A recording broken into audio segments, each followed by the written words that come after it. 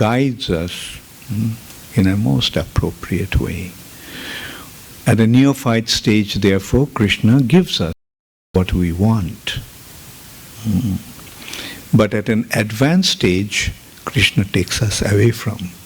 Krishna takes those things away from us.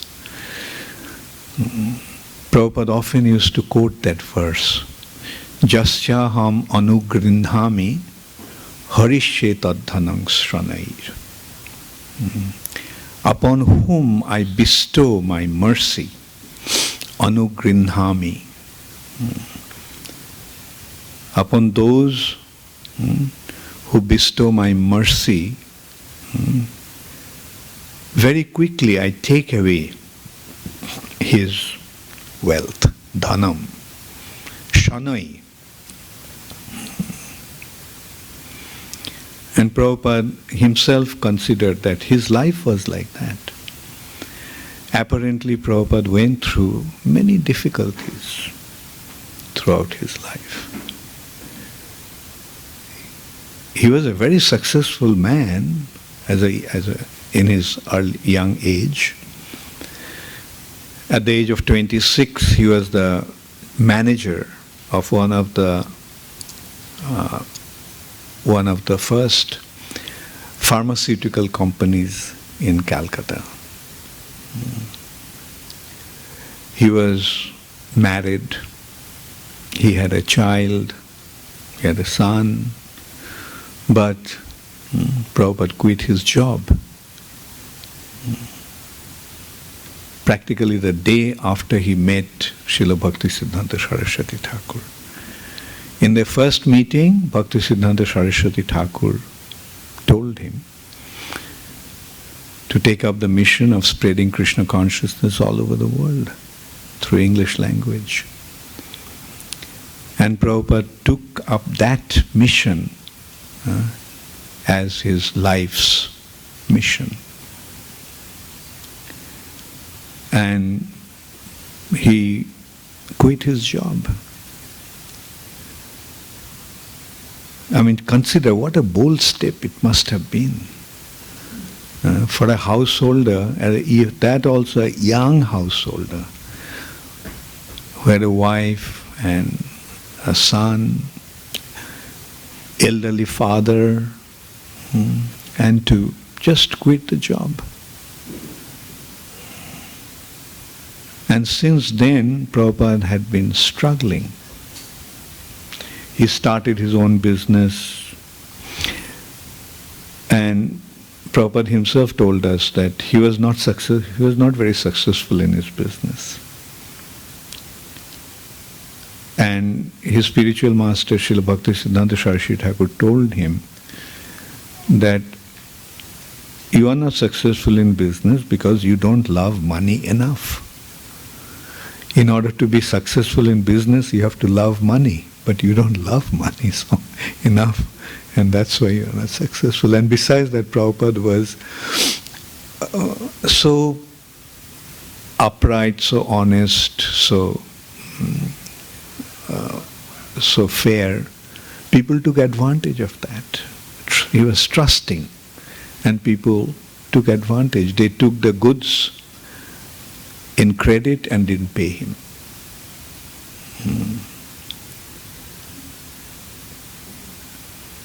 Anyway, we can see, like Prabhupada, life was not a very prosperous and comfortable life. Prabhupada underwent various difficulties. But then finally when he comes to the West as a pauper,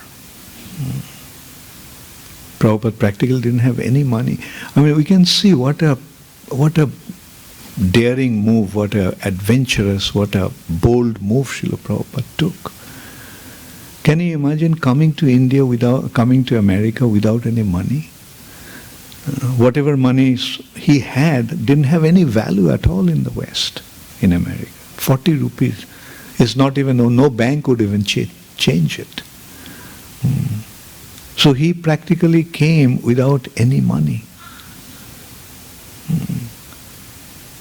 Not only that, he didn't even know where he was going to stay. It was very kind of Gopal Agarwal that he actually made the arrangement for Srila Prabhupada to come and stay with him for a couple of weeks. Can you imagine? Will anyone ever dare to do such a thing at such an old age? When you are young, you may take adventurous and bold steps like that. You can take your rucksack and hit the road and But Prabhupada was a 70-year-old man. I mean, he didn't even know where he was going. He wrote a letter to Gopal Agarwal, and he was the only acquaintance in America who actually sponsored his visa for America. And that was the only connection that Prabhupada had.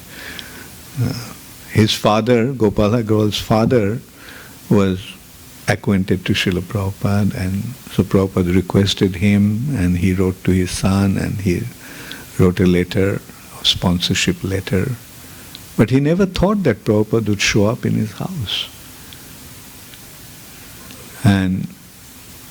But just before boarding the ship, Prabhupada wrote a letter to Gopal Agarwal that I am arriving on such and such date in New York. And there was no way Gopal Agarwal could communicate with Srila Prabhupada also. He was on a ship, there was no way to receive any reply. But fortunately Gopal Agarwal actually sent a travel agent to receive him in the pier and in the port, and he put him in a bus that would take him to Butler, and Gopal Agarwal made arrangements for Prabhupada to stay in the YMCA. And so in that way Prabhupada, in his own words, he didn't know, when he came out of the port, he didn't know whether to go right or left. And if he didn't come, made that arrangement, there was no way of knowing what Prabhupada would have done. No money, no place to, no acquaintance. And this is how Srila Prabhupada started. And then we see what he had done in 10 years' time. Like all those difficulties were ultimately fructified in this wonderful result. Not only planted Krishna consciousness in the Western world, he practically conquered the Western world.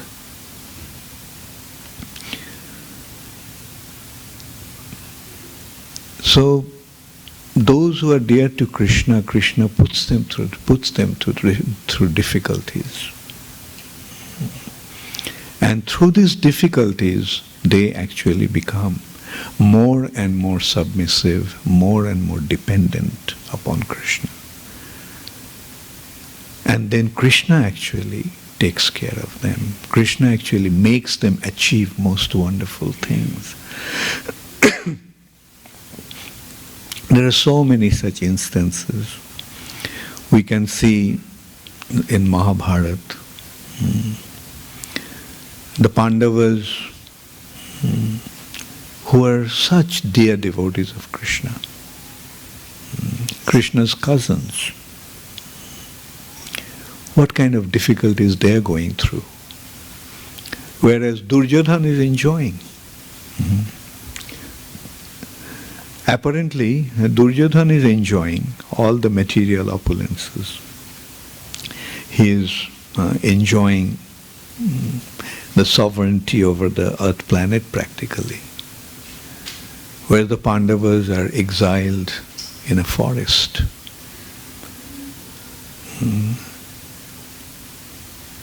I mean, Mahabharata is such a wonderful example. I mean, if we go deep into that, we can see what the Pandavas had gone through. Like it's actually inconceivable difficulties. Can you imagine Yudhishthir Maharaj is the king, not only of such small little kingdom. He performed Rajasuya Yajna, which made him the ruler of the entire earth planet. Rajasuya Yajna is the yajna that makes one the ruler of the earth planet. All the kings submit themselves to him. Otherwise he can't perform the yajna. He has to have the approval of all the kings. Either they have to voluntarily accept his supremacy, or they have to fight. And in a battle they have to be defeated. So that means Yudhishthir Maharaj, when he performed the Rajasuya Yajna, all the kings of the world submitted themselves to him. And not only that, he is actually enjoying a kingdom which was designed, which was built by Mayadanav, the architect of the demons. The architect of the demigods is Vishwakarma, and the chief architect of the demons is Mayadanav. Demigods architect Vishwakarma, and demons architect is Mayadanav. Mayadanav has built such an amazing capital for them that Duryodhana started to burn with envy. After participating in that yajna, Duryodhana became so envious. Also another reason was he was so badly humiliated. Duryodhana was so badly humiliated because this palace, the court, the Shavagriha, the assembly hall, it was miles long. It's inconceivable actually how it was. And it had one strange arrangement that those who are dishonest, those who are liars, they will see things in an opposite way. They will see the water part as land, and they would see the land as water. And Duryodhana, because he was an unscrupulous person, he started to see things in a reverse order. And he saw what appeared to be land, he saw it as water, and he lifted his cloth just to pass that watery region. And it was actually land, it was not water. But when it came to the water, and he saw it as land, and he just got plunged into that water. And everyone started to laugh, especially Bhima and Draupadi. And Duryodhana could not tolerate that because Bhima was his arch enemy. And Draupadi, he wanted to win her, but he failed. So he was his, she was his dream lady. And being such humiliated in front of them, when Duryodhana left, he decided to commit suicide. He lit a fire and he was about to enter in there to give up because he couldn't tolerate that, the opulence of the Pandavas. At that time, the demons actually came to him and told him that, look, you are our only hope. So if you go, if you give up yourself like that, then we don't have any hope. So don't commit suicide like this. And we will give you the support, all the support that you need. And that's what actually happened. And the result was, just consider this game of dice. In that game of dice, they lost everything in just a matter of few hours at the most. So see, from the position of the king of the entire earth planet to that situation where they lost everything. Their wife is being humiliated in such a way in the public assembly. So how painful it must have been for them. We speak of difficulties. Can you even imagine what kind of difficulty it was? And then finally, they had to go to the forest. 12 years in exile and 1 year incognito. If anyone could recognize any one of them, then this condition would repeat again. Another 12 years of exile and 1 year of incognito. And Duryodhana was confident that they were so illustrious that anybody would recognize them, no matter wherever they was. And so this is how we can see what difficulties that they go through. But through that, what lesson Krishna is trying to teach us? He is simply teaching us, when difficulties come, don't worry about it. Rather, accept it as my mercy. And in simple way, we can consider, like if we are enjoying our life here, will we ever think of leaving this situation?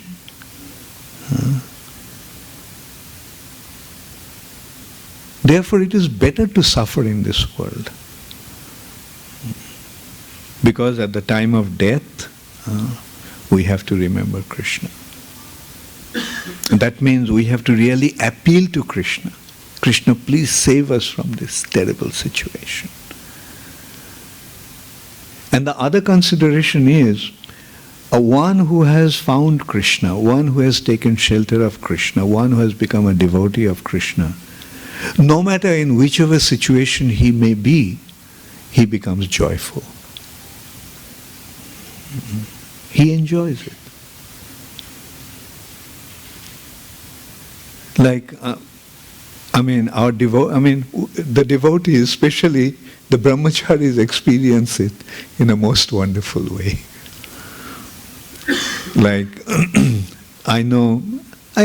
I'm sure many of the devotees are coming from very wealthy background. Like, I personally know one boy from LA. He is the only son. They have a mansion in Beverly Hills, and the one part of that mansion is just meant for him. But he became a devotee, and his mother came to see him one day, and she found that he was sharing one room with 6 other brahmacharis. And she was shocked. And she tried to take him back, but he wouldn't go. He wouldn't leave. And this is it. Like, he found that the situation where he had to share a room with 6, I think not 6, it was 4 other boys, was more pleasing, more comfortable, more enjoyable than living in a mansion in Beverly Hills. So this way we can see that actually our real happiness is not in relation to the comfortable situation, but the inner state of our consciousness. Didn't we really enjoy when we went out in outings, like, pioneer trips or whatever you call here? Like from school we used to go, live in a tent and cook out in the open. Didn't you find it more exciting than staying at home? Rather, didn't you feel bad when you came back home and felt how wonderful that time was when you were living in a tent and undergoing so many difficulties? So that was the situation of the Pandavas. Although apparently it seemed that they were in such a difficult condition, but they were enjoying it wherever they were. Another way to look at it is also, Pandavas going out in exile was that they got an opportunity to come closer to Krishna in that way. Whenever there was difficulty, they would remember Krishna and Krishna would come and help them. That reminds me also of Ramchandra going to the forest. The reason why Ramchandra went to the forest, because most of the devotees were living in the forest. So he wanted to be with them. Because the Lord wants to, he comes to associate with his devotees here and give his association to his devotees. So then, in this way, we can consider so many situations where devotees have been in difficult situation, but that was actually Krishna's arrangement to bestow his mercy upon them. In one hand, we can see Prahlad Maharaj going through so many difficulties. His own father is trying to kill him in so many ways. Now just consider, had it not have happened, did Prahlad Maharaj come so close to Krishna? If Prahlad Maharaj was the dear child of Hiranyakashipu, obedient to his father, then would he have this opportunity to develop this relationship with Krishna? No. Had Draupadi not been in that difficult situation, would she have remembered Krishna or depended upon Krishna the way she did? No. You know that as long as Draupadi was trying to defend herself from that situation, Krishna didn't come, although she was calling out to Krishna. But only when she gave up completely, with both her hands raised upwards. Previously, she, with her one hand raised upwards, other hand holding on to her sari, she was calling out to Krishna. Krishna didn't come. And finally, when she realized that there is no way I can defend myself from this rogue, and she threw up both her arms, called out to Krishna. Yes, then Krishna came. Prior to that, she was depending upon so many other personalities. Her husbands, who were the most valiant warriors of that time, they couldn't defend her.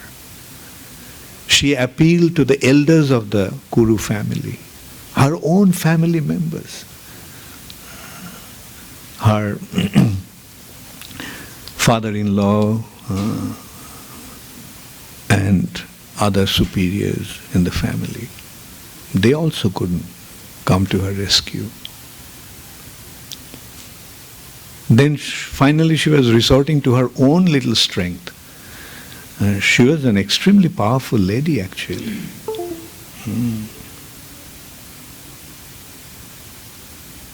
the Virat's general was Kichak. One day Kichak tried to act smart with her. And Draupadi pushed him and he fell on the ground. Can you imagine? I mean, the general of the army, and he was so powerful that when Kichak was killed, then Duryodhan and his allies like Trigartas and others who were inimical towards Virat, they thought that now is the opportunity to take his kingdom over. And they attacked him because they thought that Kichak is not there and he has become weak now. So you can see how powerful he was. But Draupadi, although a lady, I mean, when she pushed, Kichak just fell flat on the ground. So anyway, but we can see that Dushasan was so powerful that she could not really resist that onslaught for too long, and so she depended upon Krishna, and then Krishna came. So in this way we can see that when the difficulties come, it is actually an opportunity to get closer to Krishna and receive his mercy. Sometimes difficulties can be compared to, again, before saying that, I will just say that actually these difficulties that the devotees go through is Krishna's divine arrangement to bestow his mercy upon them. Because by protecting his devotees, Krishna enjoys and his devotees also enjoy. An example is, like sometimes the father takes the child and throws him up. And when he throws up, what happens to the child? Child is in acute anxiety. But then the father catches him mid-air. Then both the father and the child start to laugh. So in a way, difficulties that a devotee goes through is something like that. Krishna puts him in that difficulty in order to catch him. In order to show how he bestows his mercy upon his devotees. In order to show how much he cares for his devotees.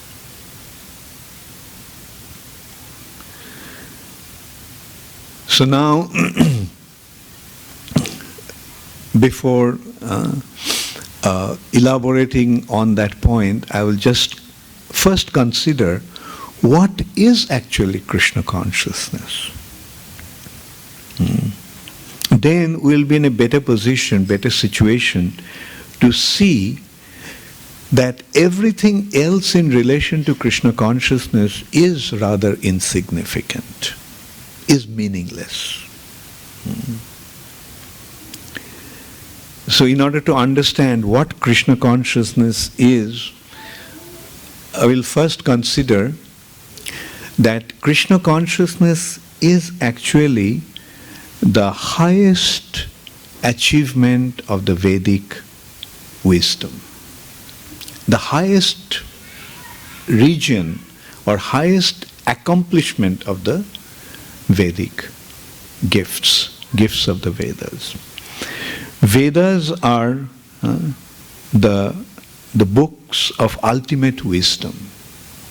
Vedas are giving us the proper understanding. It's starting from the material platform. Although it is taking us to the highest spiritual domain, but it is starting, it's not saying that don't enjoy this material nature. Give up everything. No, Vedas are not saying that. Vedas are saying that if you want to enjoy, go ahead, enjoy in this material nature.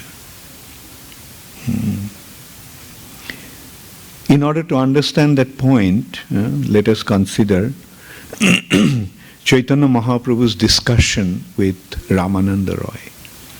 Through this discussion, Chaitanya Mahaprabhu is actually taking us to the highest spiritual achievement. It's starting, Chaitanya Mahaprabhu met Ramananda Roy in the bank of Godavari river.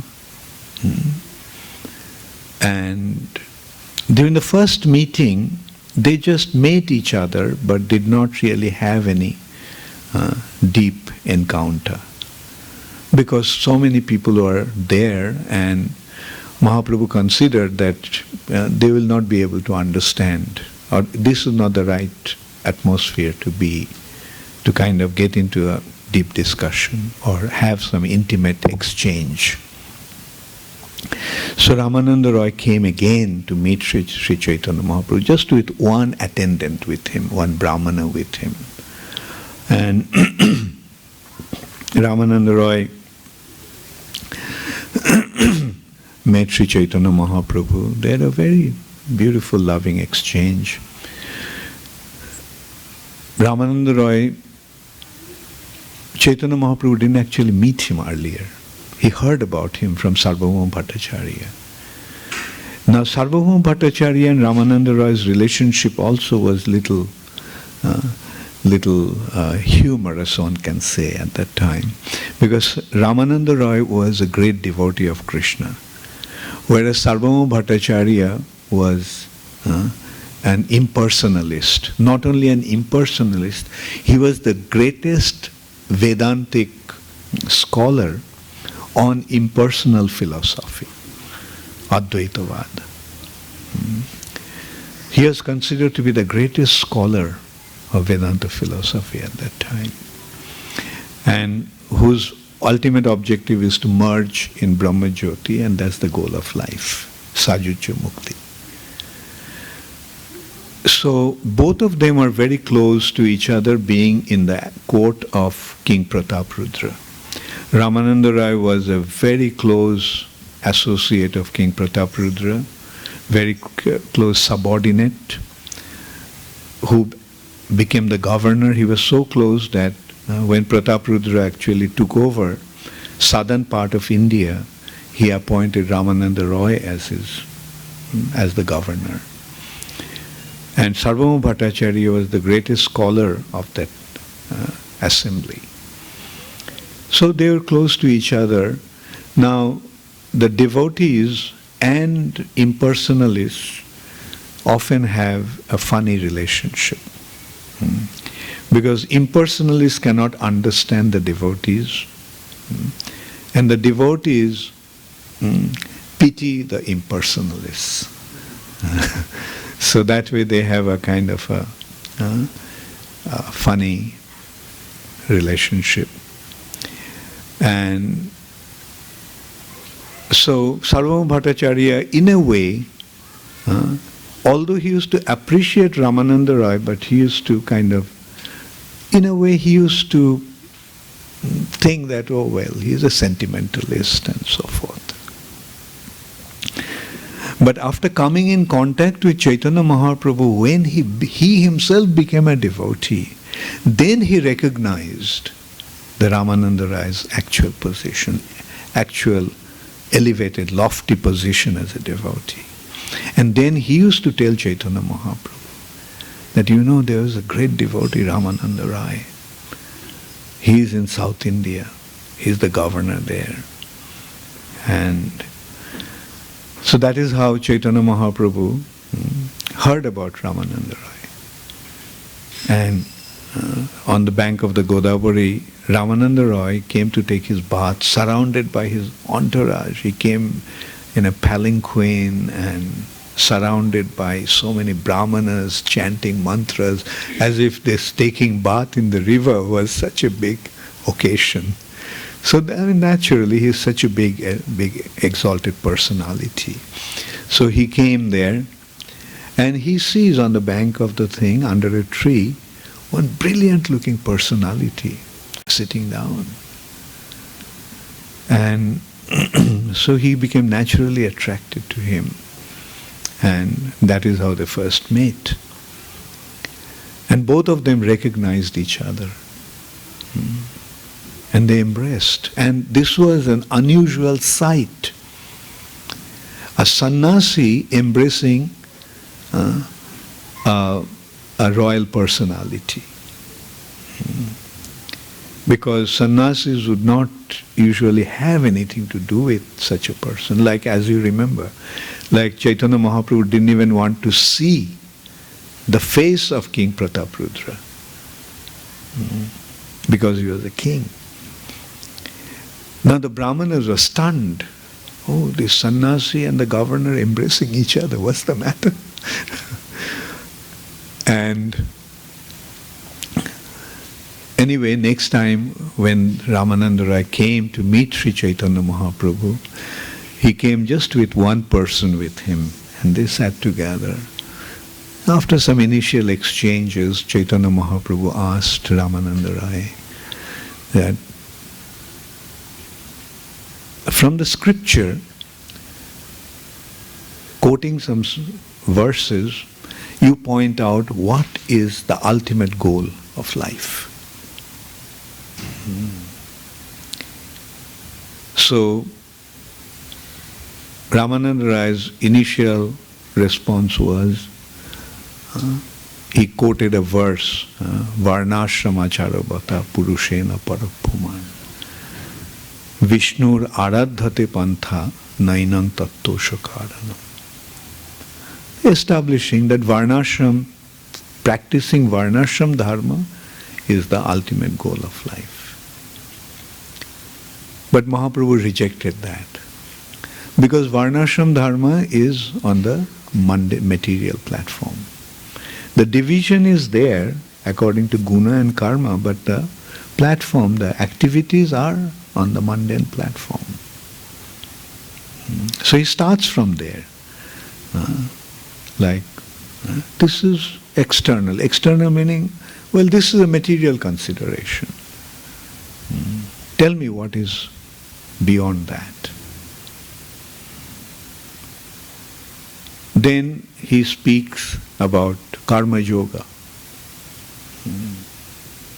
Jat karosi, jadasnasi. Mahaprabhu wanted him to establish his points through quoting verses from the scriptures. So he is quoting a verse and trying to explain that this is the goal of life. This is the ultimate goal of life. And Mahaprabhu rejected that also. Although he is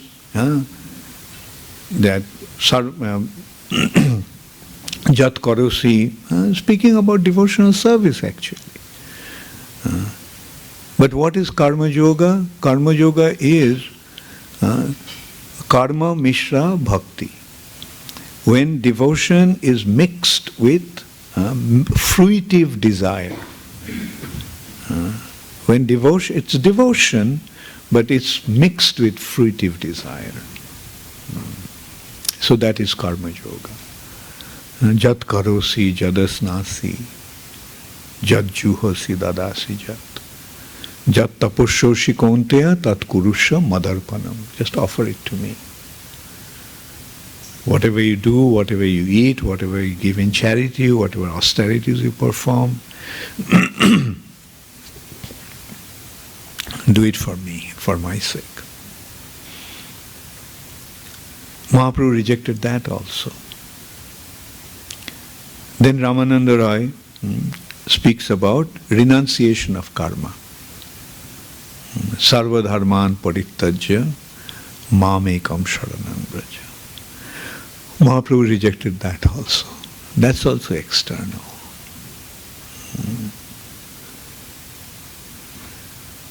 Then after karma tyag, he comes to jnana platform, jnana yoga. Brahma bhuta prasannatma na sochati na kankshati.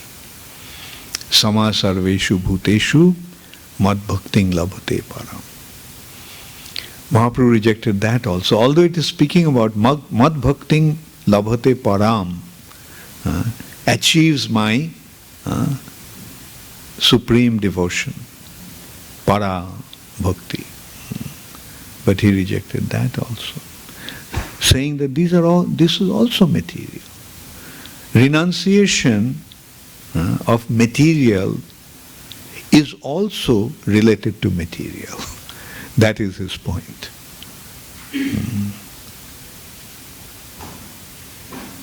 But then when he came to the point of devotional service without the tinge or without the mixture of jnana and karma, then that is the ultimate goal of life. Anna bhilashita sunnam jnana karmad anabritam. Jnana karmad anabritam. Free from the coverings of jnana and karma. Free from the blending of jnana and karma. That is pure devotion. When there is no other desire besides rendering service to Krishna for his pleasure. No personal consideration. Karma has a personal consideration, enjoyment in this material nature. Jnana has personal consideration of liberation from this material nature. So these both are enjoyment and liberation. Both are actually personal considerations. Like Chaitanya Mahaprabhu also pointed that out elsewhere, that bhukti, mukti, siddhi kami, shakali ashanta. Those who are trying to enjoy, those who are trying to become liberated, and those who are trying to achieve perfection of yoga, they all are perturbed. Only Krishna Bhakta Nishkam. Because a devotee of Krishna is free from desire. Nishkam. No consideration of personal benefit, personal desire. Therefore, he is perfectly peaceful, Shanta. But others are all Ashanta. Whether he is a mundaner trying to enjoy the material nature, a person trying to achieve liberation through austerities and penance, and a yogi who is trying to achieve mystic perfection. They all are ashanta, they all are perturbed internally. But the devotee is the only one who is peaceful because he is nishkam. He doesn't have any consideration of his personal gain, personal benefit, personal enjoyment. All his concern is simply giving pleasure to Krishna. Rishikena Rishikesha Shevanam Bhakti Ruchyate. Engaging the senses in order to give pleasure to the Lord of the senses, Rishikesh, is bhakti. So Chaitanya Mahaprabhu accepted that stage, the stage of pure devotion. Iho hoy. But then also consideration. Tell me beyond that. And then it takes him further and further into devotion. Devotional service in Shantaras, devotional service in Dasya, Sakhya, Vatsalya, Madhur. And there also he doesn't stop. Okay, fine, Madhuras, enjoy the loving relationship in conjugal mellow. But still, what is beyond that?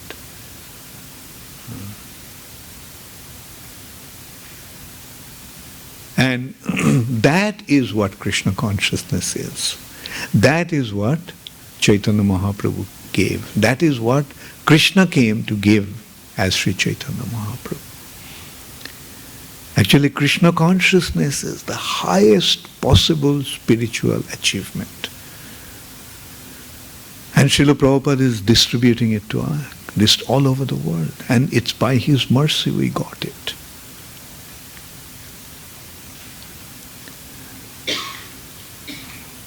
We were discussing the other day also, like how through the Vedas, time and time again, from whichever perspective, from whichever angle you look at it, you'll find that Krishna consciousness is the highest.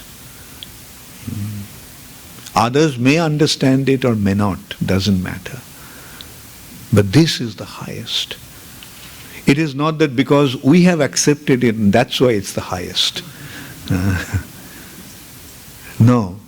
Our attitude is that if there is anything higher than this, then give it to me, I'll take it. But so far we haven't found anything higher than this. Isn't that the case? Like, if there is something higher than this, won't you go for that? Or are we sentimentally attached to ISKCON? No. We are hardcore businessmen. We simply go for our profit. And if there is anything that is even going to give us better profit, better benefit, greater achievement, we will go for that. But so far we haven't found anything. And then as we go into this path, as we probe deeper into this domain, we see that, yes, this is the highest.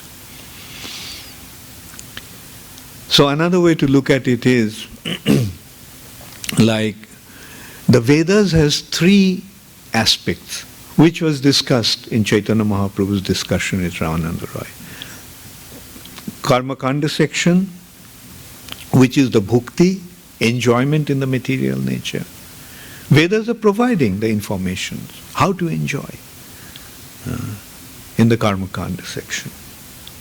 Then Jnanakanda section, when you get sick and tired of Karmakanda, you realize what this material nature is like, then you say, well, how am I going to get out of this condition?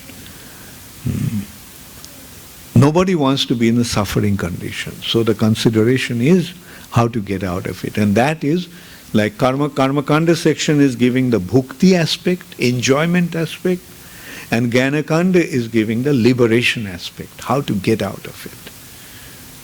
And giving us proper understanding what this material nature is actually like. So the Karmakanda section is dealt with one branch of philosophy which is known as Purva Mimamsa, or preliminary conclusion. This is also known as Karma Mimamsa. And this Karma Mimamsa basically is action-reaction principle. And it's giving us the opportunity to enjoy to an unlimited extent, but within this material nature. Within this material nature, you think of any condition that you want to be, any position that you want to achieve, the Karmakanda section of the Vedas are giving you the information. Okay, you want to enjoy? How do you want to enjoy? Enjoyment means ultimately fulfillment of desire. When your desire is fulfilled, how do you feel? You feel happy.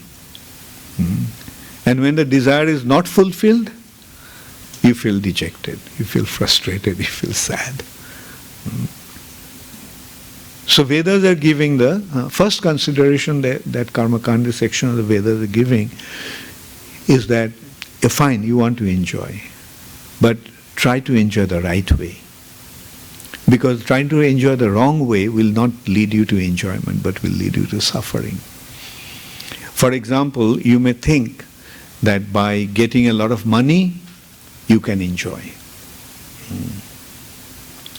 Now, if you get the money by unfair means, like if you get a few $1 million by robbing a bank, then what will happen? Eventually the police will come and catch you and put you behind bars. So instead of, although you got the money, but instead of enjoying, you will end up suffering. So don't try to enjoy in a wrong way. There is a way to enjoy. Fine. You want to become very rich? Yes, perform these activities and you'll become rich. You'll become very rich. But getting a lot of money, still you are not happy. Then you think that you want to become a king. The Vedas are saying, fine, you want to become a king? Perform these activities, you'll become a king. Still you are not happy. You want to become the king of the entire earth planet. The Vedas are saying, fine, perform these yajnas, perform these activities and you'll become the king of the earth planet. Still you are not happy. You want to become the king of heavenly planet. Fine. Perform these activities, you'll become the king of the heavenly planets. And this way you can reach the position of Lord Brahma. The Vedas are giving the prescriptions. But the thing is, no matter whatever you achieve in this material nature, you do not become happy. Rather, you become painfully aware of the fact that although you are trying to enjoy, although you are making so many different endeavors to enjoy, but you end up suffering. Suffering comes uninvited.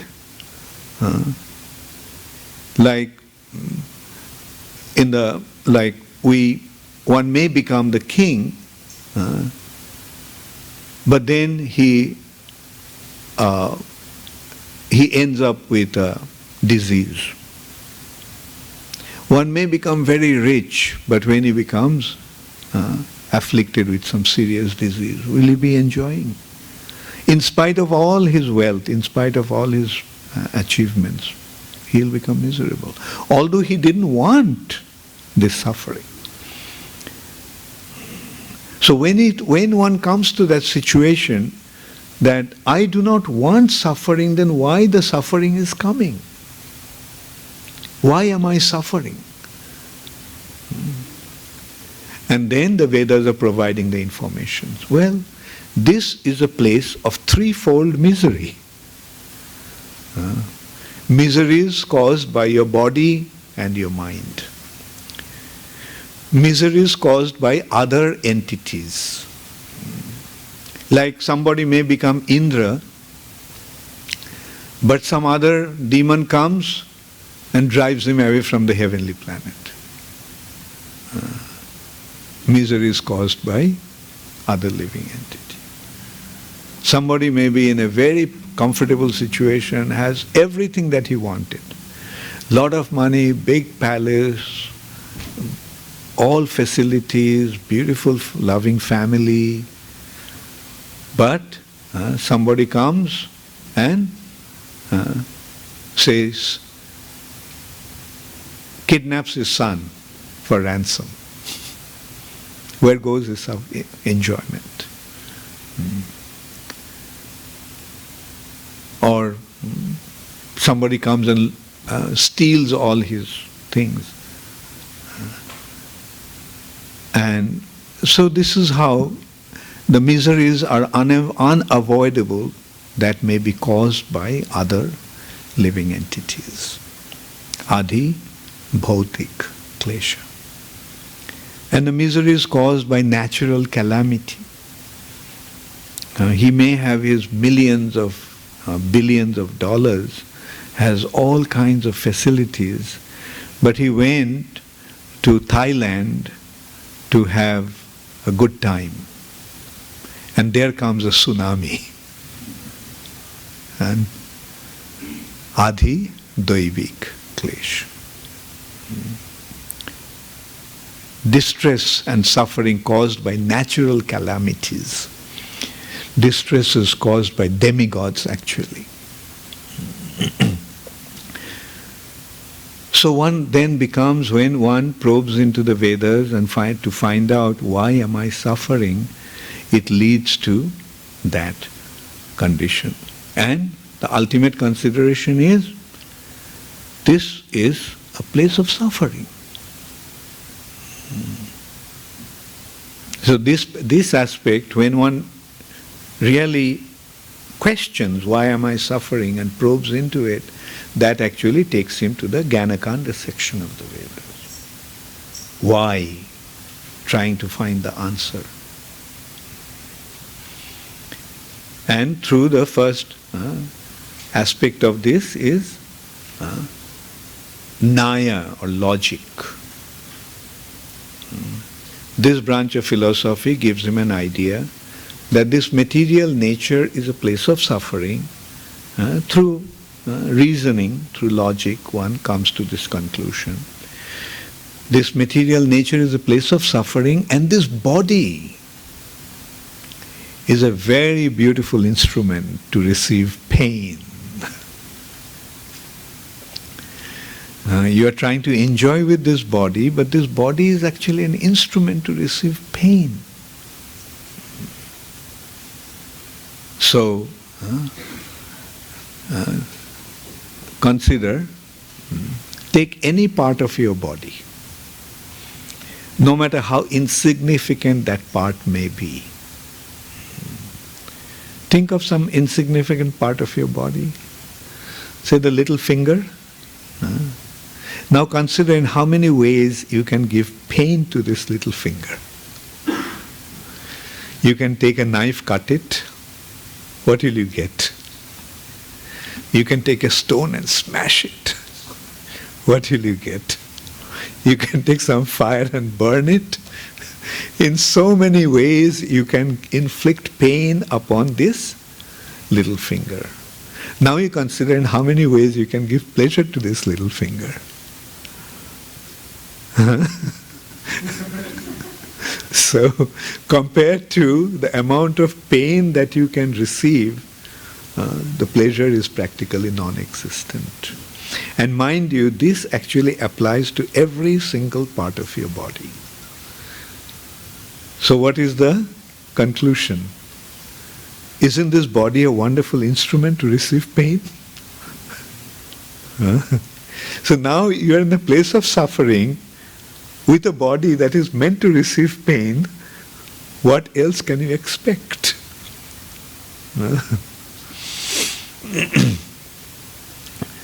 So then what is this world? That leads to Vaisheshika branch of philosophy, that comes to the conclusion that this creation is actually a combination of paramanus, minutest particles. In English you may call it as atom anyway, but the paramanu consideration is far more subtle than atom. So this world is a combination or composition of minutest particles giving rise to different impressions to our senses. Atoms in certain velocity and speed or temperature and pressure giving certain impression. Some as appearing to be like the whole atmosphere is full of atoms. I am raising my hands, I am touching so many air particles. Then there is liquid particles and all solid particles. So this is how it's all combination of atoms. This whole creation is a combination, is a product or manifestation of atoms. The minutest particles.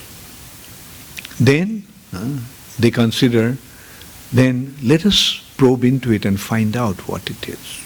That takes us to the next branch of philosophy called Sankhya, analytical study. And this analytical study is leading to 5 elements with which this material nature is composed of. Earth, water, fire, air, ether. And we have 5 senses. Eyes, ears, nose, tongue, and touch. And these senses interact with different elements. Like ear interacts with ether, sound is produced. Skin interacts with air, touch is produced. Eyes interact with fire, form is produced. Tongue interacts with water, taste is produced. Nose interacts with earth, smell is produced. So in this way, due to the interaction between 5 senses and 5 elements, there are 5 objects of the senses. Tanmatra. Sound, touch, form, taste, and smell. Then they consider that there are 5 working senses also with which we become active. Speech, hands, belly, anus, and genitals. So 5 forces, 5 elements, 5 senses, 5 objects of the senses, and 5 working senses, 20. Then they consider that there are 3 subtle elements. Mind, intelligence, and false ego. Then the basic ingredients of this creation, Mahatattva. So with this 24 consideration, they analyze the entire material nature. But then they consider that all these are objective in nature. They are objective. But in order for objects to exist, there is a need for the subject. Objects exist because of the subject, in relation to the subject. So the subject is I. I am, therefore they are. So, now with 24 consideration, the entire material nature has been analyzed, but this I couldn't be found there. Therefore, I is beyond this 24 consideration. I is non-material, hence spiritual. So this is how they are transcending the material nature, coming to the spiritual through Sankhya. And then they consider that I's, Atmas are minute and many. There are many individuals, many individual souls. So anything that is minute and many must have a source or origin. So what is the source? The source is the Supreme Soul, Param Atma, from whom all the Atmas have come. So with this, in this way, this Param Atma, or the Supreme Personality of Godhead, is established. Now Krishna does that, mind you, in just 2 verses in Bhagavad Gita. The entire Sankhya concept has been, and the conclusion of the Sankhya, Krishna actually analyzed it in 2 verses. Bhumi rapo analo vayu khang mono buddhi revacha ahankara ityang me bhinna prakritir ashtadha. So he is analyzing not with 24 but just 8. Earth, water, fire, air, ether, mind, intelligence, and false ego. But then he is considering aparayamitastannan. This is inferior in nature. There comes this consideration of object and subject.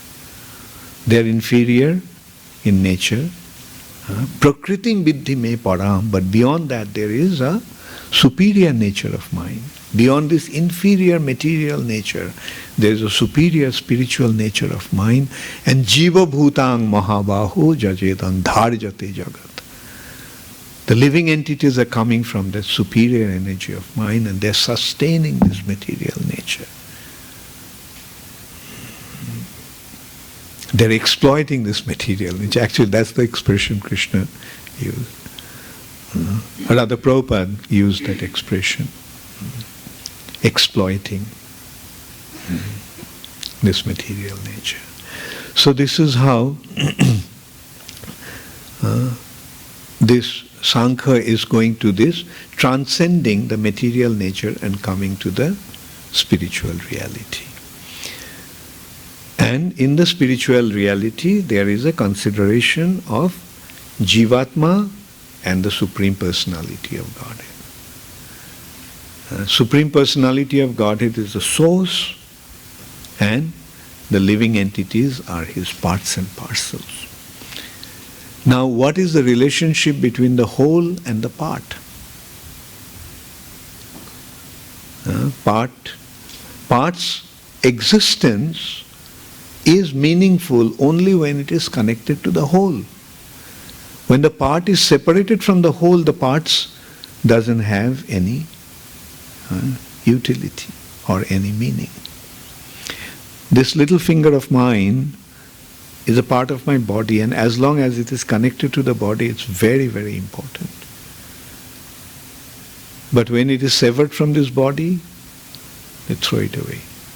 Or try our best to connect it to the body again. So that is taking to the next branch of philosophy, yoga. Yoga. Literally, what's the meaning of the word yoga? Connect. Add. And connect. And so that is taking to this process of Ashtanga Yoga, eightfold, eight-limbed yoga. Yam, Niyam, Asan, Pranayam, Pratyahar, Dhyan, Dharan, Samadhi. Going through these different stages, ultimately when one sees the Lord in the heart, that is the ultimate perfection of yoga, Samadhi. And when a living entity perceives the Supreme Personality of Godhead, then naturally his head bends down in respect in front of him. Because the natural tendency of an inferior to surrender to the superior. What to speak of the Supreme?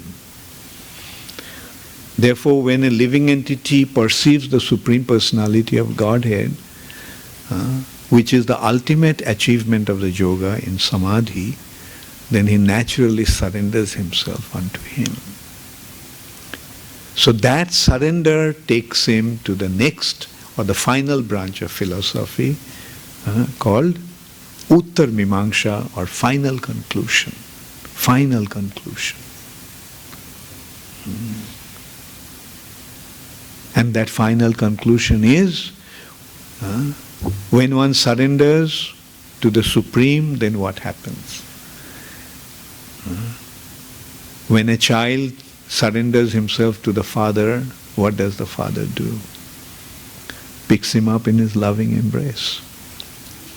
So that loving relationship between the living entity and the Supreme Personality of Godhead is the ultimate conclusion, which has been presented through the Vedanta Sutra. Vedanta Sutra is actually speaking about bhakti. And Srimad Bhagavatam is the natural commentary of the Vedanta Sutra. And what is Srimad Bhagavatam presenting? Srimad Bhagavatam is presenting pure devotional service. Prema Pumartha Mahan. The ultimate goal of life is to develop that loving relationship with the Supreme Personality of Godhead. And what did Srila Prabhupada give us? So there you see like how what we got from Srila Prabhupada, what we got from Sri Chaitanya Mahaprabhu is the ultimate, the highest ever achievement that one can ever achieve.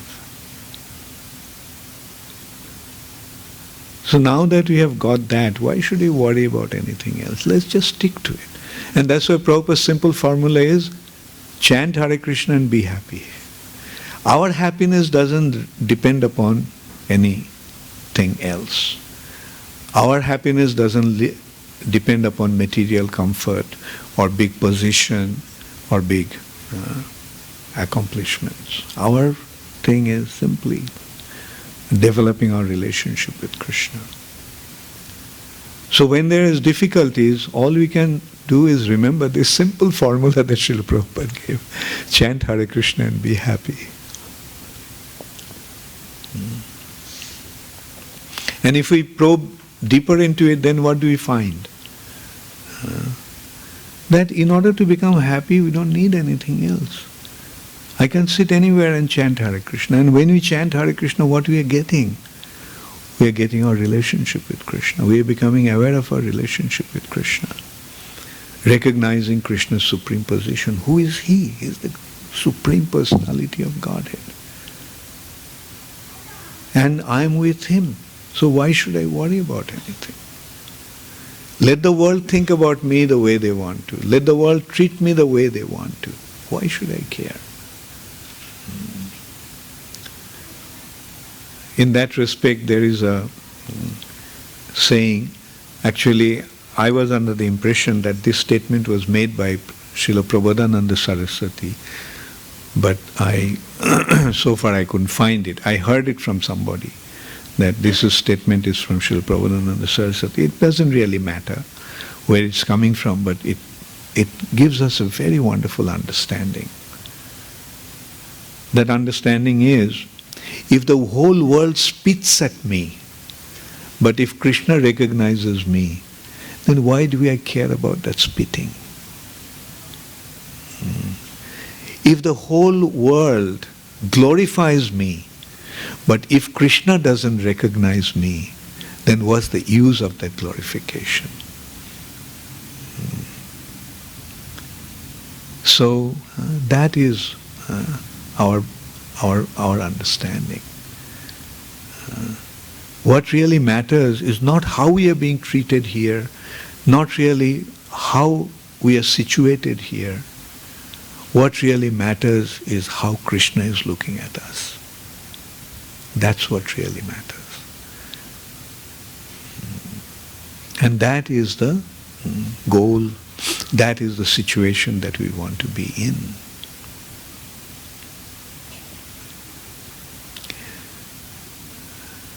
So, and now we can look back. Why the devotees of Krishna totally unperturbed in the difficult situations? Was Prahlad Maharaj perturbed at all? Just a 6-year-old boy is totally unperturbed in most difficult situation that one can be in. Like his father tried to kill him in so many different ways. But he was totally unperturbed. And because he was situated in that understanding. Krishna is there, so why should I worry?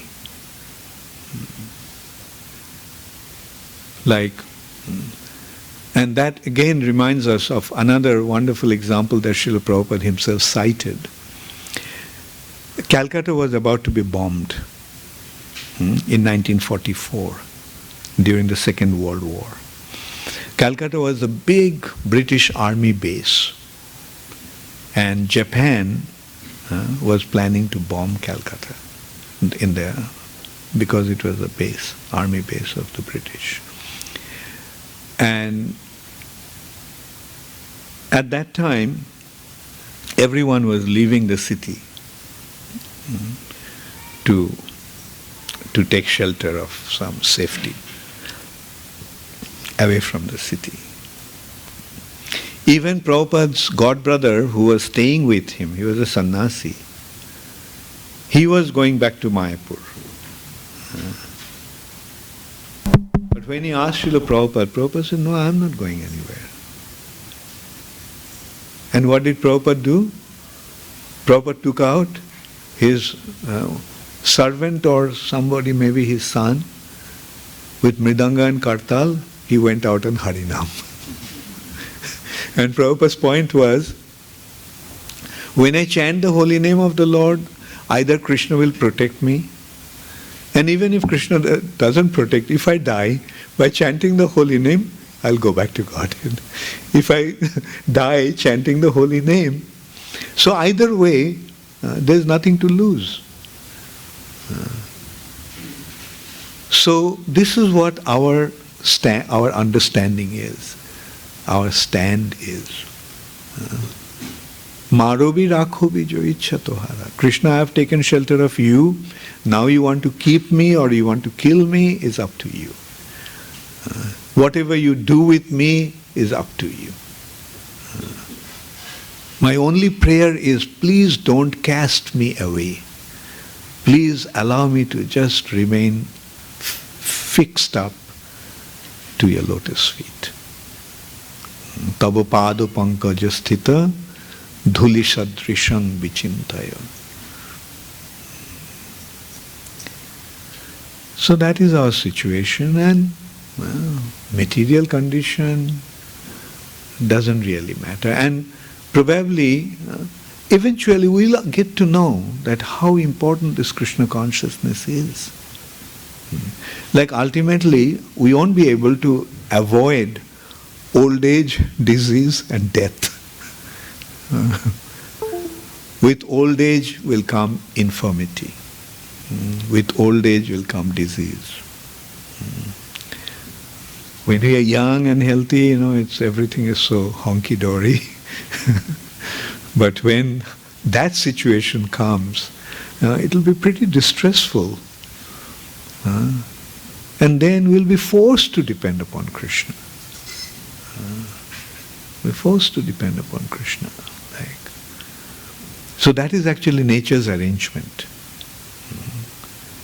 Nature, if we follow the nature's arrangement, then eventually we'll become more and more fixed up in our Krishna consciousness.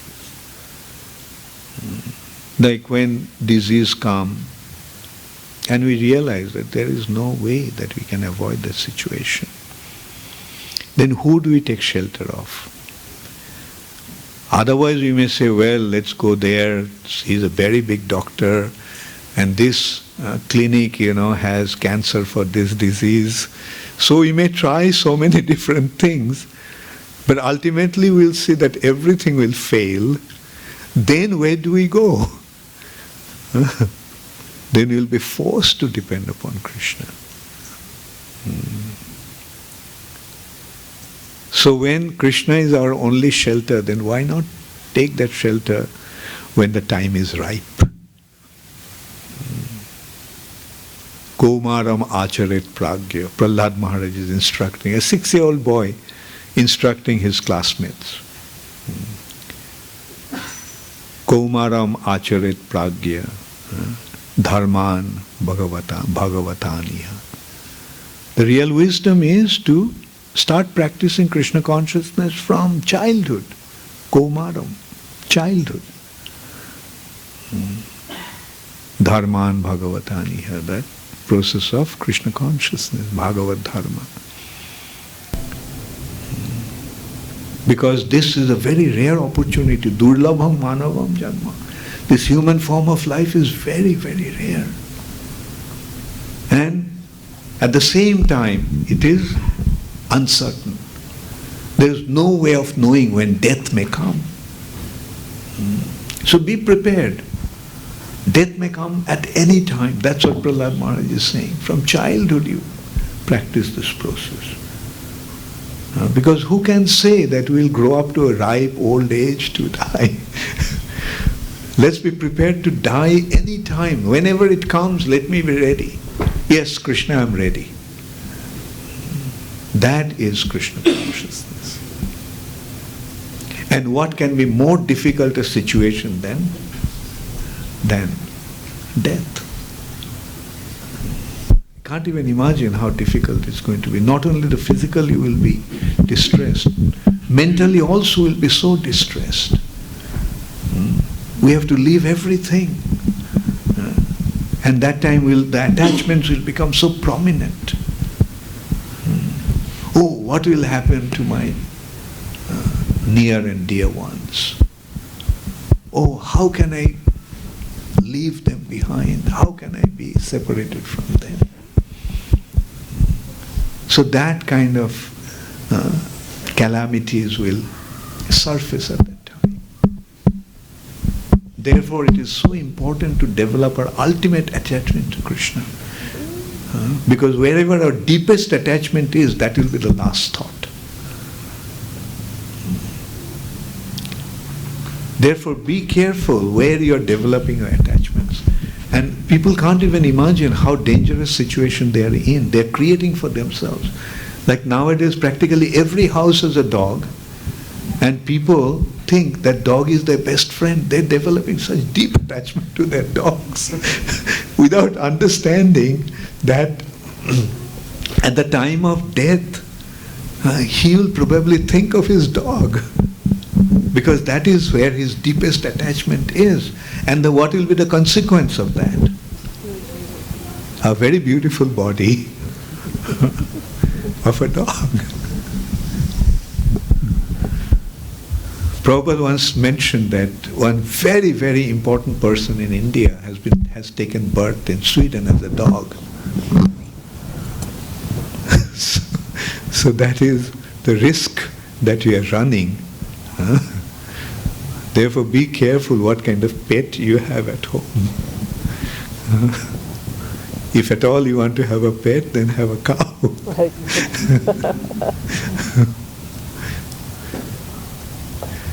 So in this way we can see Krishna consciousness gives us the perfect situation and perfect solution to all problems. The biggest, safest shelter. Thank you all very much. All glories to Srila Prabhupada. Gaur Premanande Hari Hari Bol.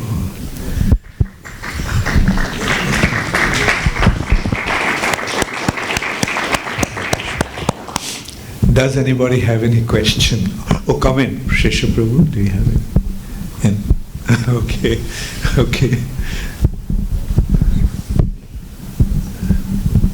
Thank you, Maharaj. If we're in some situation where we have to make a decision, and that's what's causing the distress, then depending on Krishna, as you say, obviously but it's still a little bewildering. How do we make the decision? I mean, we're going to depend on Krishna, but we have to decide one way or another. I mean, how do we decide? Okay, yeah. Yes. The safest way is, I think, is to consider what Prabhupada would do at a time like that.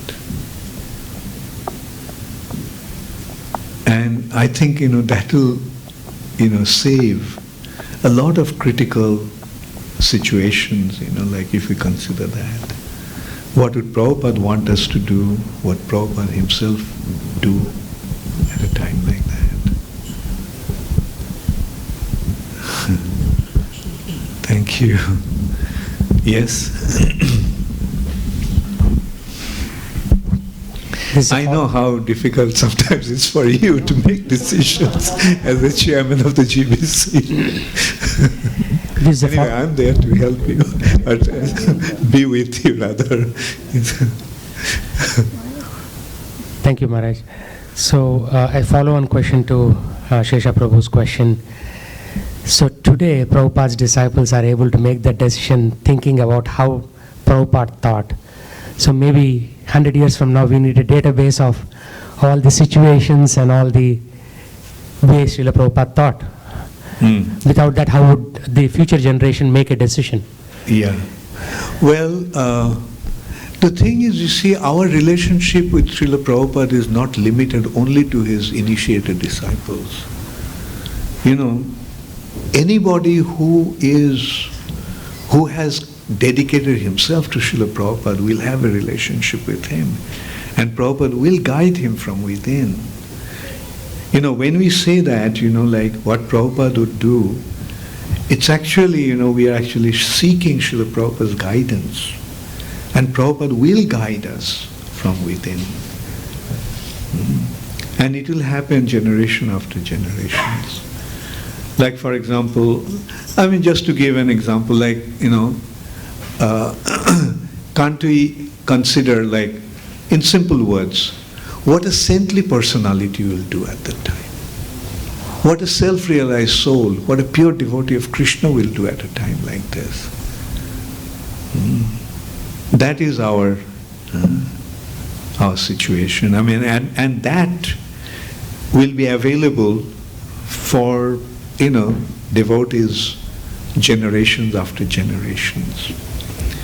Because when they take it upon themselves, you know, because after all they have surrendered to Srila Prabhupada. Isn't it? Like, whoever joins ISKCON is actually surrendering to Srila Prabhupada. Whoever is joining ISKCON, Srila Prabhupada is his guru, he's his acharya. Right? Everybody in ISKCON will have this opportunity, will have that prerogative to develop a relationship with Srila Prabhupada. And that is the very, very important consideration of Prabhupada's position as the founder acharya. Prabhupada is not only the founder of ISKCON, Prabhupada is the acharya of ISKCON. And everybody in ISKCON, generations after generations, as long as ISKCON will be there, will have the opportunity to have his relationship with Srila Prabhupada. And it will be a solid relationship, because that relationship is not just based on sentiment. That relationship is based on Srila Prabhupada's teachings, Srila Prabhupada's books. Devotees, you know, will listen to Bhagavatam class every morning from Srila Prabhupada's books. They'll listen to Bhagavad Gita class every evening from Srila Prabhupada's books. So this is how they'll naturally develop their relationship with Srila Prabhupada. So my point is that, you know, it's not only Srila Prabhupada's disciples have to, you know, that will have their relationship with Srila Prabhupada.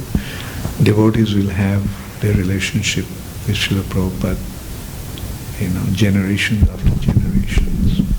And, you know, a few days before Srila Prabhupada left, also Prabhupada made that point.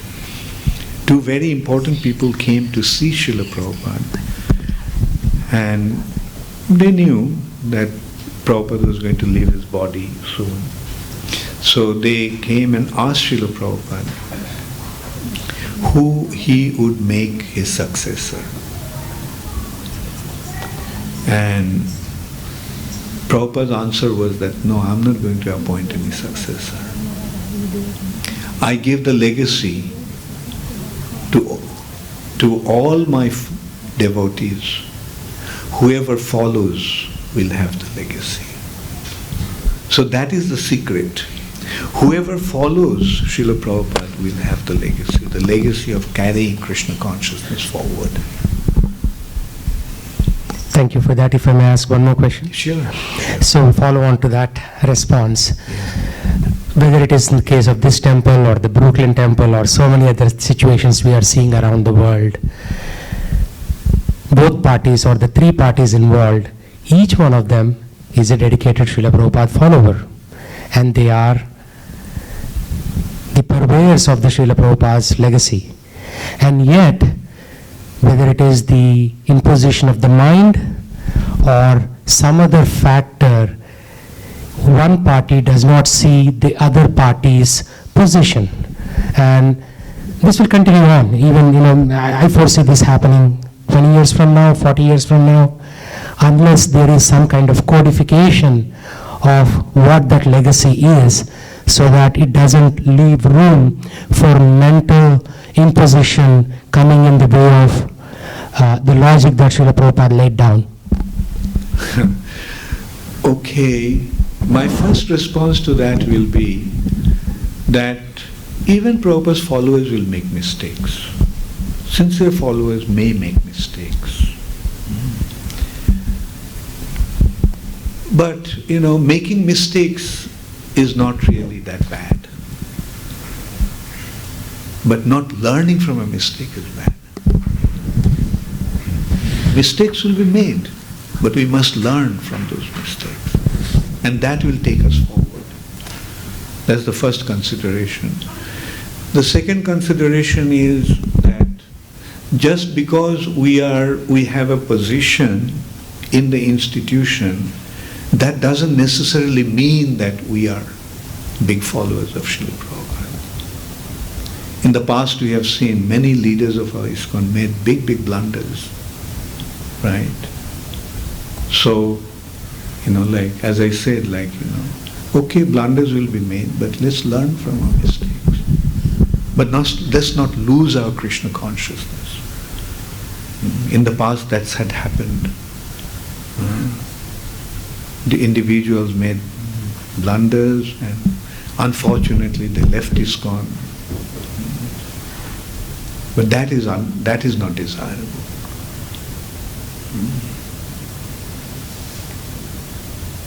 So, actually, and the thing is, again, if we really meditate on Srila Prabhupada, then the chances of making mistakes will be very little. Right? Prabhupada's instructions are very clear.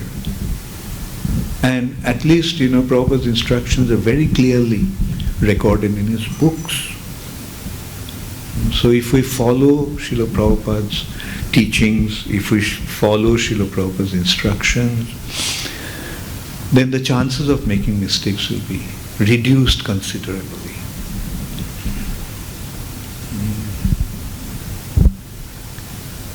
Like say for example, let's go into a little deeper into that. Like we see devotees are fighting. It happens. Now if we consider that Prabhupada said, your love for me will be shown how you cooperate with each other, then will there be any possibility of fighting? We fight because we don't remember Prabhupada's instructions. Right?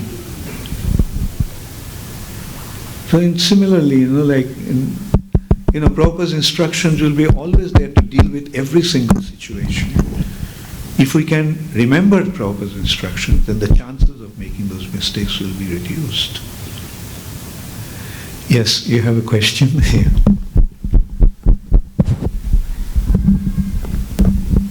Thank you for the wonderful class, Maharaj. Thank you.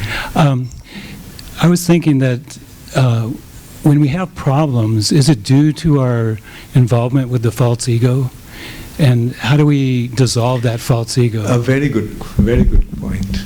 Yes, all our problems are stemming from our false ego. Just consider the example I gave of the Pandavas.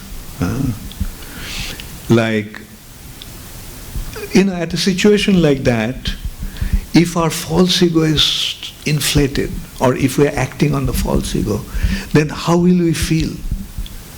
Look what they have done to me. They cheated me. Today I was the king in the morning, and in the afternoon I lost everything, and now wearing $3 I have to go to the forest. But if we get rid of our false ego, ultimately it's all Krishna's divine arrangement. It's either my past karma or Krishna's arrangement. So either way there is nothing to lose, nothing to worry about. So this way, if we just get rid of our false ego, say, okay, let's go to the forest. I'm sure a lot of fun is waiting for me there. Right? And life is full of enjoyment, no matter wherever we are. Actually, when you look at life, it's full of enjoyment. Whether we are living in a palace or whether you're living in the under a tree, life can be full of enjoyment. Like, consider, like in India in the early days, the sadhus used to, give up everything and accept the life of, mendicant. Like even the kings used to give up their kingdoms and walk into the forest. And, like when you take that situation, say you are lying under a tree and you feel, you can feel so wonderful. That reminds me of one instance. One very wealthy American who is quite close to us. He is not a full-time devotee as yet. One day he was in India and he told me that, last night I had a dream that I was lying under a tree and I was feeling so happy. So, that just that experience of lying under a tree is giving, an American millionaire, such a joyful experience. Although it's in a dream, So, our real enjoyment is not really in the external situation that the body is in. What really matters is our state of our consciousness. Like, say for example, a person high up in the Himalayan mountain, dwelling in a cage, meditating upon Krishna. If you come and give him the position of becoming a CEO of the biggest American company, do you think he'll accept your offer? So external situation is not really that important. What really matters is our inner state of consciousness. And inner state of consciousness again is dependent upon whether it's dwelling in its false ego or not, whether it is dwelling in its bodily platform, body consciousness, or Krishna consciousness. In Krishna consciousness, whatever situation you are in, you take it as Krishna's mercy, and Krishna does take care of you.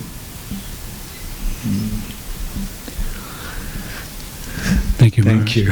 Hare Krishna. Yes? I was just about to ask Hari Vilas Prabhu, do you have any comment? First of all, thank you very much for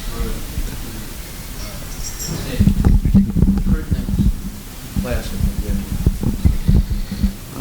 Because people don't really get interested in spiritual life unless they're suffering. When they think everything is going all right, they don't see the importance of finding out, where did I come from, where am I supposed to go?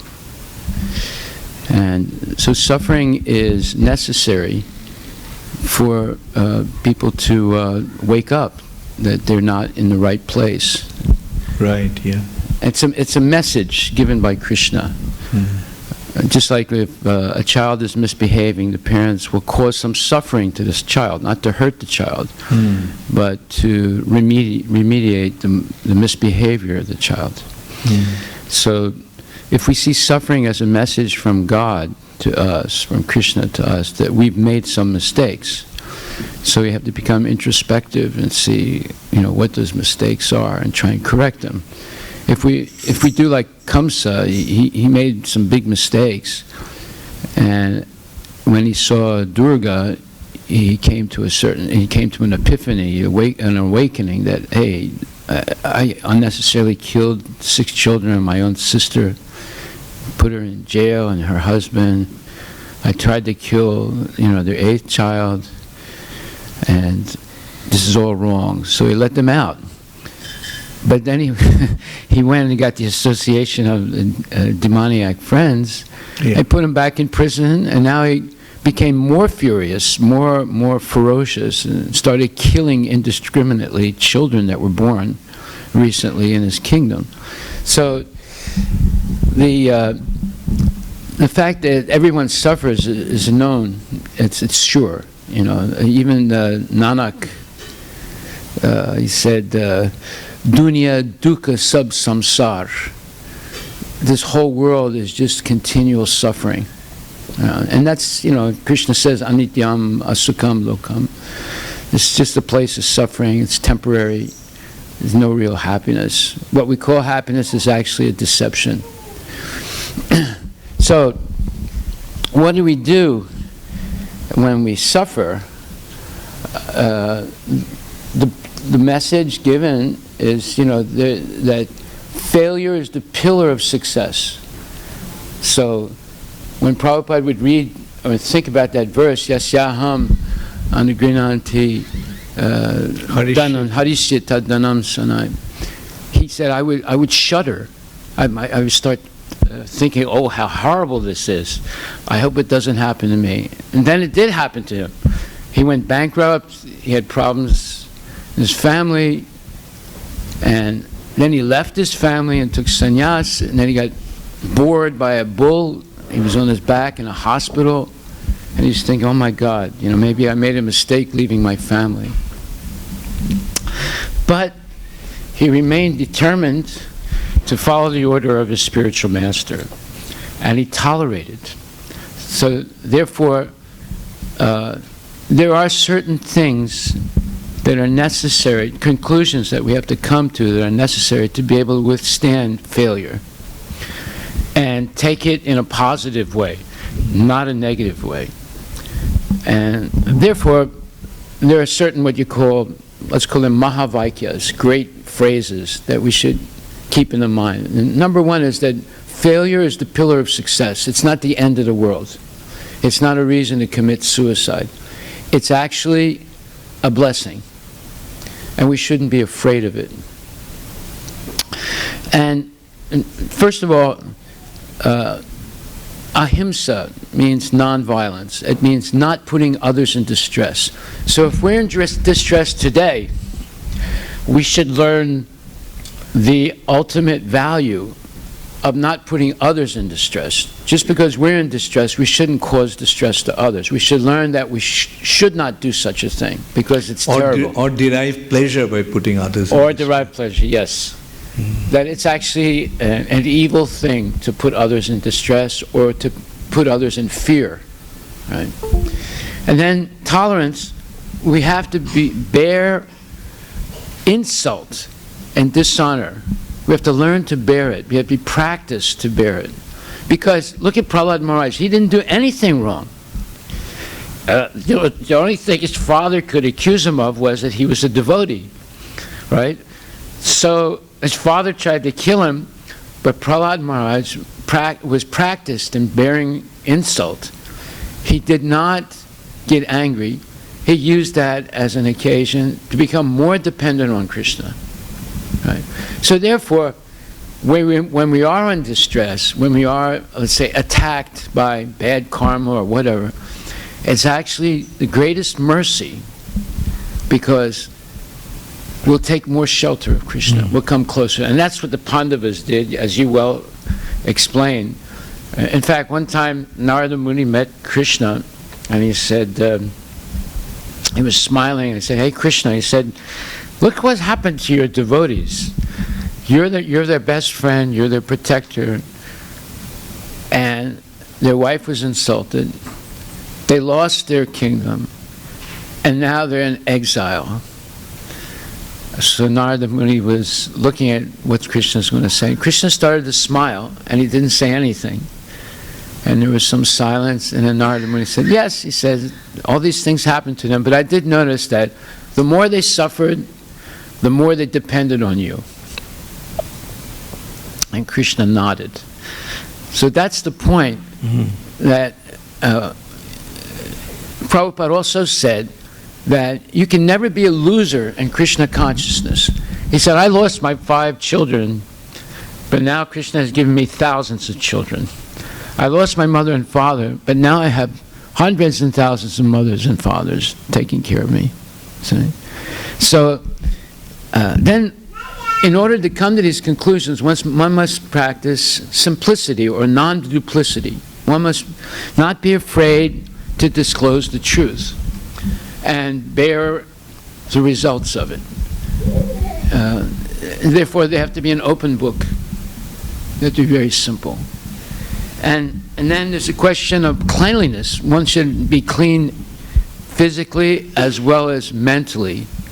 And mentally, one is clean by chanting Hare Krishna. Just like if you have rust on a pair of scissors or a pair of pliers, you get some WT-40 and you squeeze it on, and then the rust sort of melts away, and then you can use the scissors again. So, and if you have some dirt on your body, you buy some soap, and you soap and water, and it dissolves the dirt and washes it away.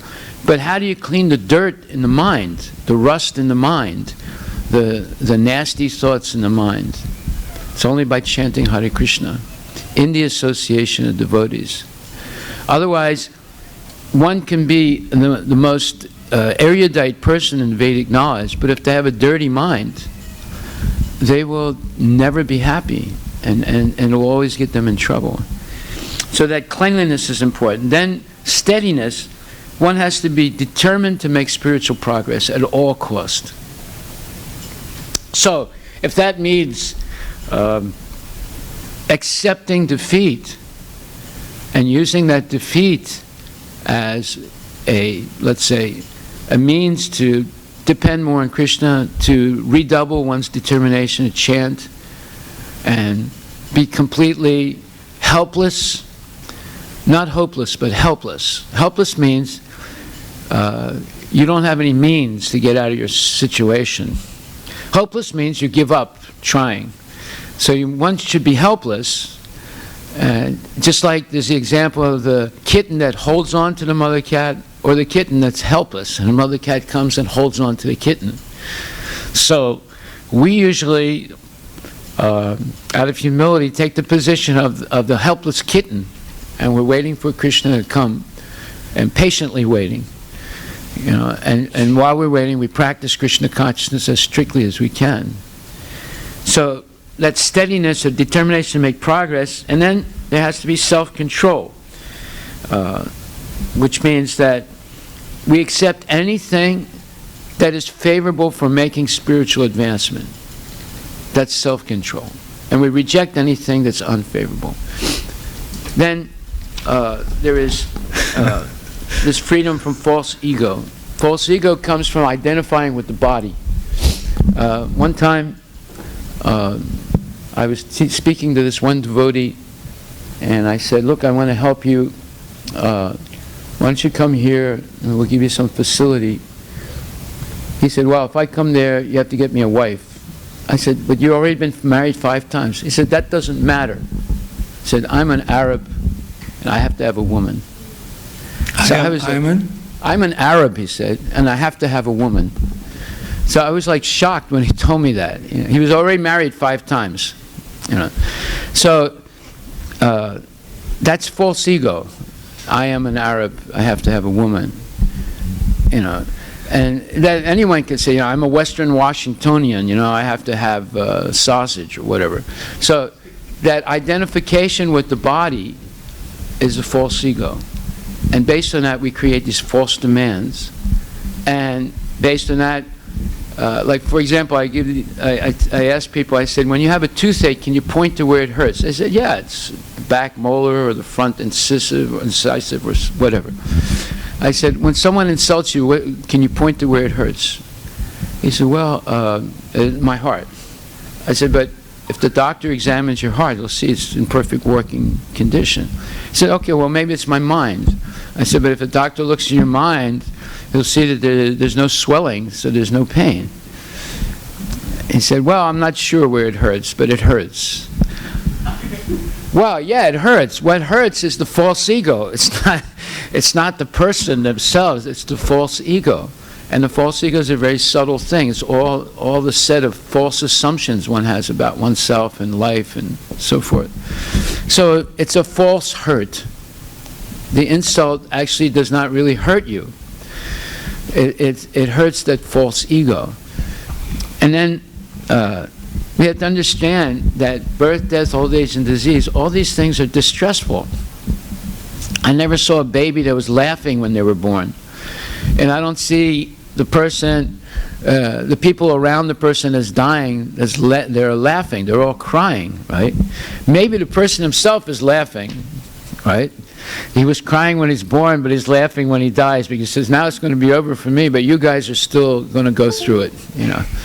But whatever, all those conditions, birth, death, old age, disease, they're distressful, and there's nothing good about it. I remember my mother once told me, I'm 70 years old, it's not even worth 5 cents.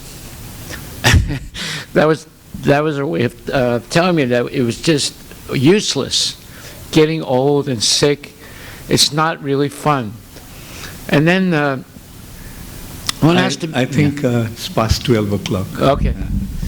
All right, anyway, you get the idea. I mean, maybe it'll be nice if you give a seminar on that. Yeah, good points are coming out. Well, Yeah. you inspired me, so... Okay, then carry on. Yeah. No, that's all right. I'm done. So let's end the class. Oh, you have a question?